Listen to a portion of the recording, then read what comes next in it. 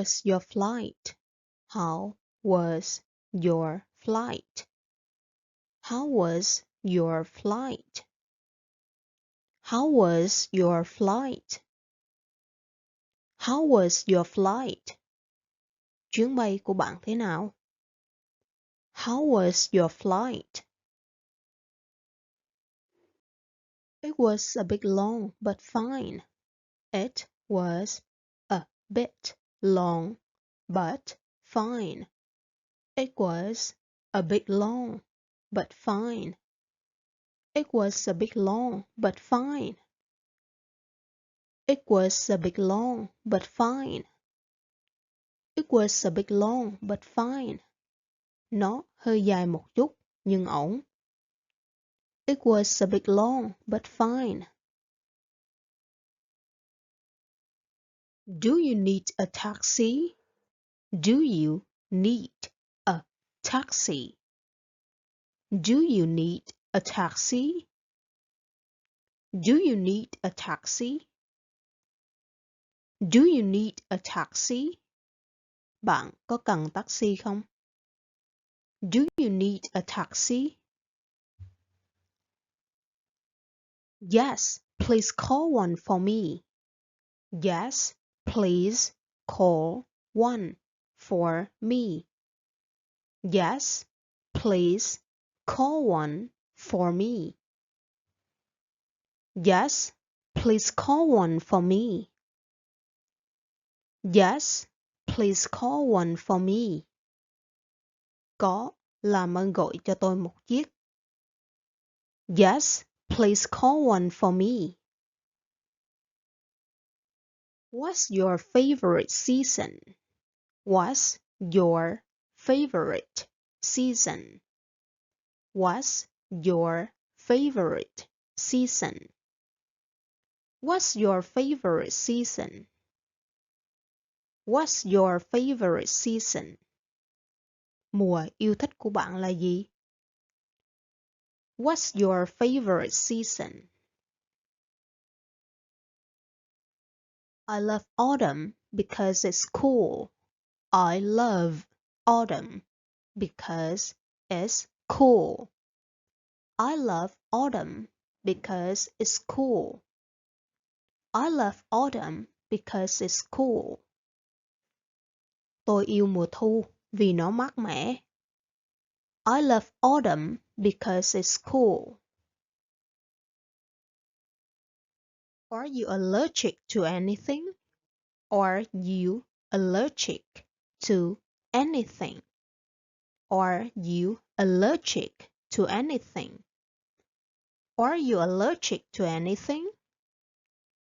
Are you allergic to anything? Bạn có dị ứng với gì không? Are you allergic to anything? I am allergic to peanuts. I am allergic to peanuts. I am allergic to peanuts. I am allergic to peanuts. I am allergic to peanuts. I am allergic to peanuts. Tôi bị dị ứng với đậu phụng. I am allergic to peanuts. Can you show me the way? Can you show me the way? Can you show me the way? Can you show me the way? Can you show me the way? Can you show me the way? Bạn chỉ đường cho tôi được không? Can you show me the way? Sure, follow me. Sure, follow me. Sure, follow me. Sure, follow me. Sure, follow me. Chắc chắn rồi, hãy đi theo tôi. Sure, follow me. What's your favorite drink? What's your favorite drink? What's your favorite drink? What's your favorite drink? What's your favorite drink? What's your favorite drink? đồ uống yêu thích của bạn là gì? What's your favorite drink? I like orange juice. I like orange juice. I like orange juice. I like orange juice. I like orange juice. I like orange juice. Tôi thích nước cam. I like orange juice. Do you live in a house or an apartment? Do you live in a house or an apartment?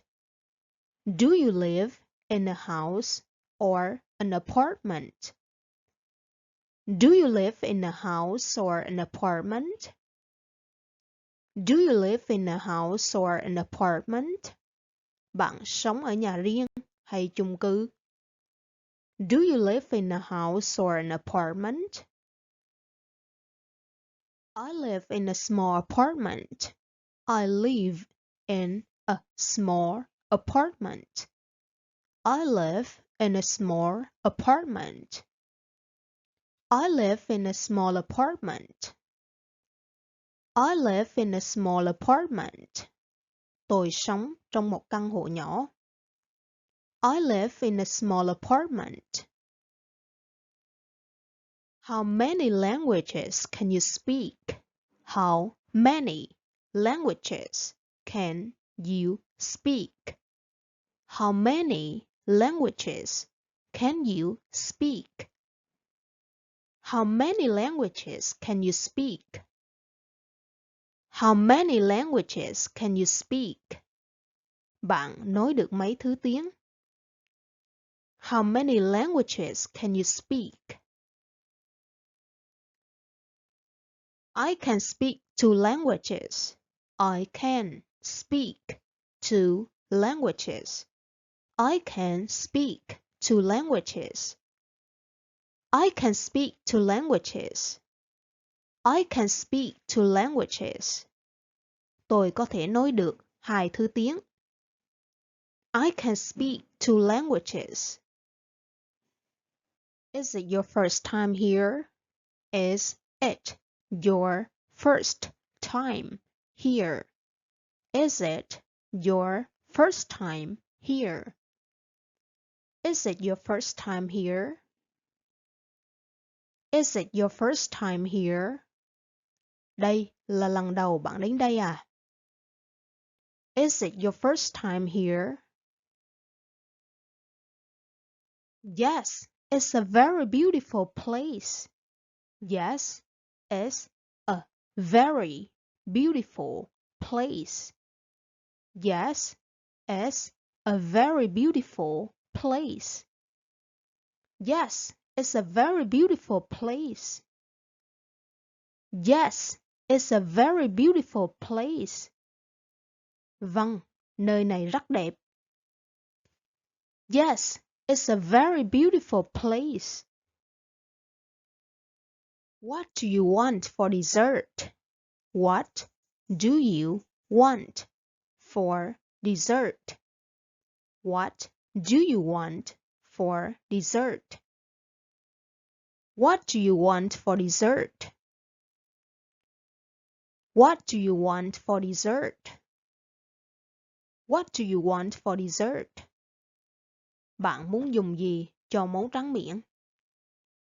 What do you want for dessert? I'd like some chocolate ice cream. I'd like some chocolate ice cream. I'd like some chocolate ice cream. I'd like some chocolate ice cream. I'd like some chocolate ice cream. Cho tôi ít kem sô-cô-la. I'd like some chocolate ice cream.